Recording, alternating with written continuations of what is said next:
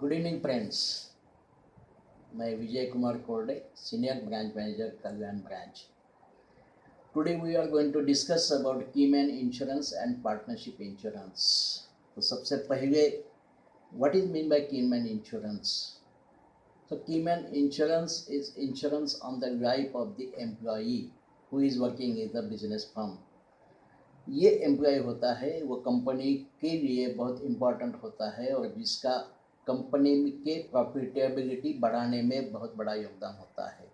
उसका नॉलेज, उसका previous experience, उसका टेक्निकल नॉलेज बहुत अच्छा होता है और जो मददगार साबित होता है कंपनी के प्रॉफिटेबिलिटी बढ़ाने में। ऐसे केस में अगर ये एम्प्लॉय का अनफॉर्चुनेट डेथ हो जाता है तो कंपनी में एक वैक्यूम तैयार हो जाता है दैट में reduce the profitability of the firm, क्योंकि नया जो एम्प्लॉय आएगा उसको ट्रेन करने में समय जाएगा और ये इन बिटवीन का पीरियड है, इसमें कंपनी का प्रॉफिटेबिलिटी कम हो सकता है। उसे इंडेमिनिफाई करने के लिए कीमैन इंश्योरेंस किया जाता है। तो इसमें ये बात ध्यान में रखना जरूरी है, कीमैन इंश्योरेंस में only term insurance is allowed. इसके अलावा टैक्स इम्प्लीकेशंस भी होते हैं। कीमैन इंश्योरेंस पॉलिसी का जो प्रीमियम है जो कंपनी भरती है उसको सेक्शन 37(1) के अनुसार इनकम टैक्स में बिजनेस एक्सपेंडिचर करके एग्जम्पशन मिलता है। ये भी एडिशनल फ़ायदा इसमें होता है। सिर्फ टर्म इंश्योरेंस प्लान ही कीमैन इंश्योरेंस में दे सकते हैं। अभी कितना क्वांटम होना चाहिए कीमैन इंश्योरेंस पॉलिसी के अंदर, सम एश्योर्ड जो है कितना होना चाहिए ये देखना बहुत ज़रूरी है। सम एश्योर्ड डिसाइड करने के लिए there are 2 types of method.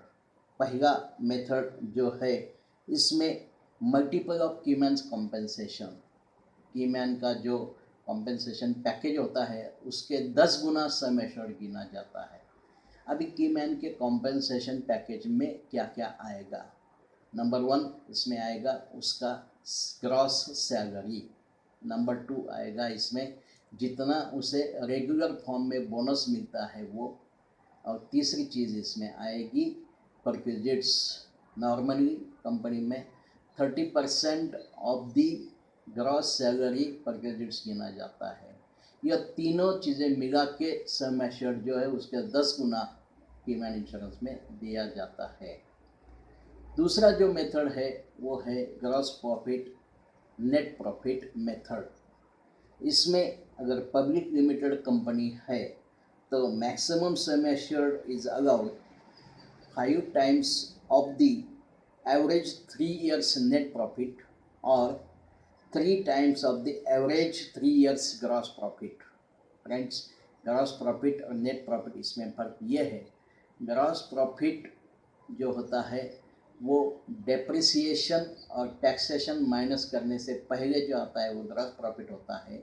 और ग्रॉस प्रॉफिट में से टैक्स एंड जो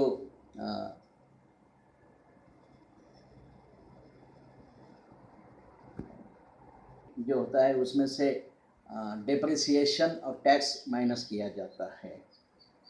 इन case of private limited company इसमें इंडिविजुअल शेयरिंग जो है कीमैन का कितना होना चाहिए, तो मैक्सिमम इंडिविजुअल शेयरिंग जो है वो 75% या उसके नीचे होना चाहिए और फैमिली शेयर होल्डिंग जो है वो 90% या उसके कम होना चाहिए। अगर ये दोनों परसेंटेज जो है इससे ज़्यादा हो तो case can be refer to higher office for consideration. So if number of employees or shareholders are more than 10, then gross profit net profit method से सम एश्योर्ड जो है वो गिना जाता है। if number of shareholders or employees are 9 or less, then 3 times of 3 years average net profit जो है उससे सम एश्योर्ड दिया जाता है। कोई कंपनी रिसेंटली एस्टैब्लिश हो गई हो तो उसमें 2 साल अगर कंपनी को हो गए हैं तो 2 साल का एवरेज नेट प्रॉफिट जो है इतना सम एश्योर्ड दिया जाता है।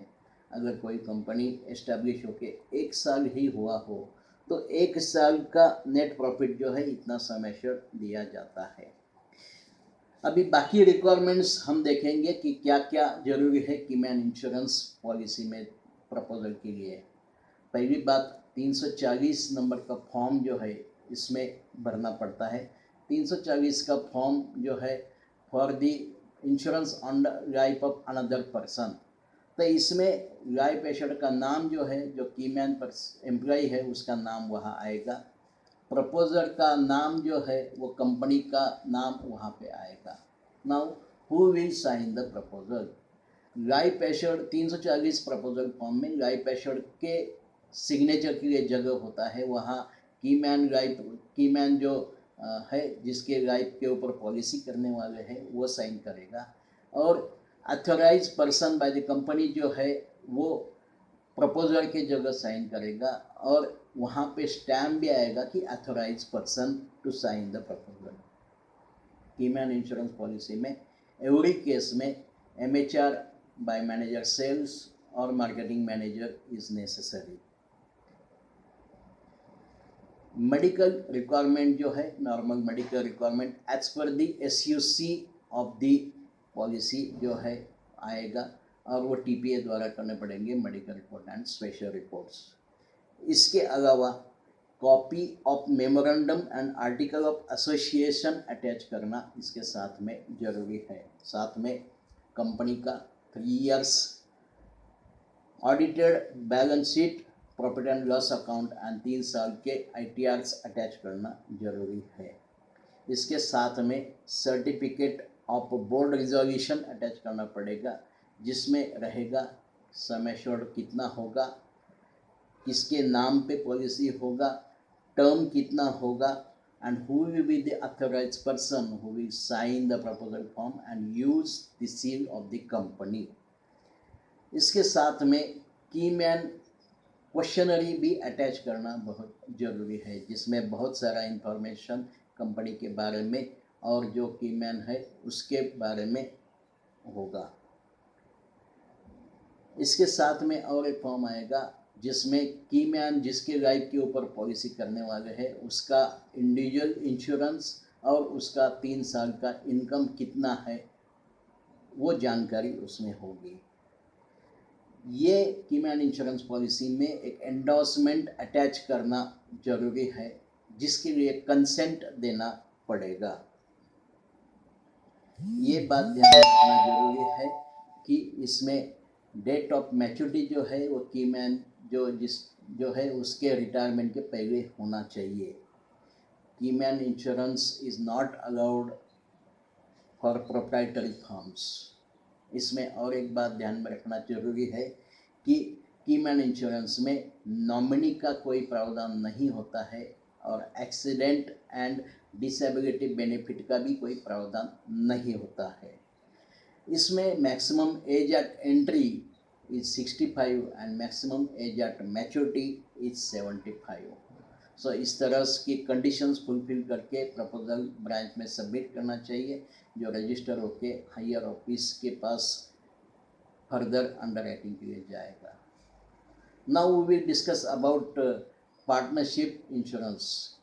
पार्टनरशिप इंश्योरेंस जो है पहले नहीं दिया जाता था, लेकिन अभी जो number of partners are there who are bringing the capital and continuing the business, उसमें प्रॉफिटेबिलिटी फर्म को होता है। Now in case of death of the one of the partner, सवाल ये पैदा होता है कि उसका जो शेयर है वो बाकी जो पार्टनर्स है उनको देना पड़ेगा, because the widow may not be continuing in the actively may not be continuing in the partnership firm.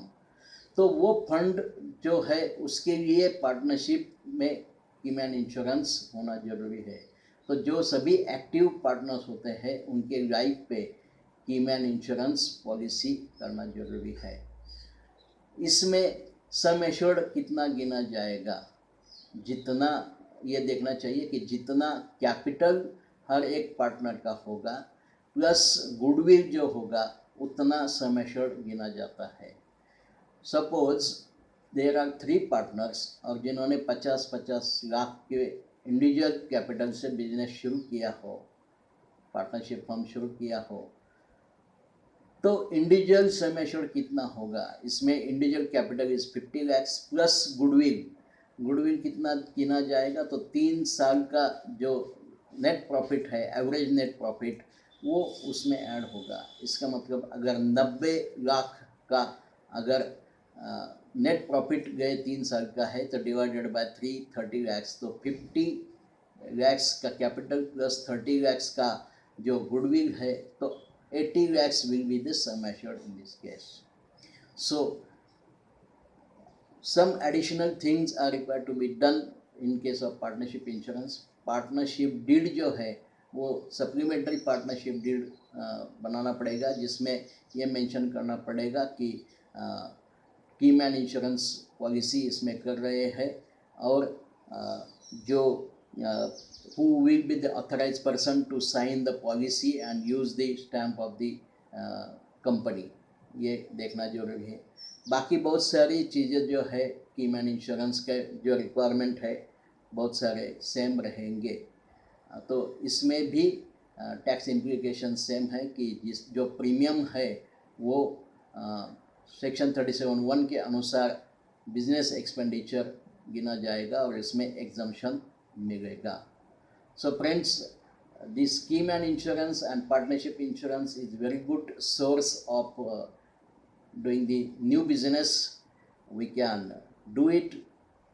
So इसे ज़्यादा से ज़्यादा इससे हमें नया बिजनेस मिल सकता है, तो कोशिश कीजिए। धन्यवाद। Thank you.